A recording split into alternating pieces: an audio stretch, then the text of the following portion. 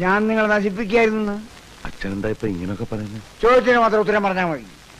തോന്നണുണ്ടോ എന്ന്? ഇല്ല, അങ്ങനൊന്നുമില്ല. എനിക്കും ഇല്ലച്ചാ. അപ്പൊ നിനക്കോടാ? അയ്യോ ഇല്ലച്ചാ, ഞങ്ങൾക്ക് രണ്ടാൾക്കും തോന്നുന്നില്ല. ഇല്ലടാ. ആ, നീ നിന്റെ കാര്യം മാത്രം പറഞ്ഞാൽ മതി, അവന്റെ കാര്യം അവൻ പറഞ്ഞോളും. എനിക്ക് ഇതുവരെ തോന്നിയിട്ടില്ല. അപ്പൊ ഇനി തോന്നാമെന്ന്? ഇല്ലച്ചാ, ഇല്ല. എന്നാൽ എനിക്ക് തോന്നുന്നുണ്ട് എന്റെ മക്കളെ കൊണ്ട് കല്യാണം കഴിപ്പിക്കാതിരുന്നത് വലിയ തെറ്റായി പോയി എന്ന്.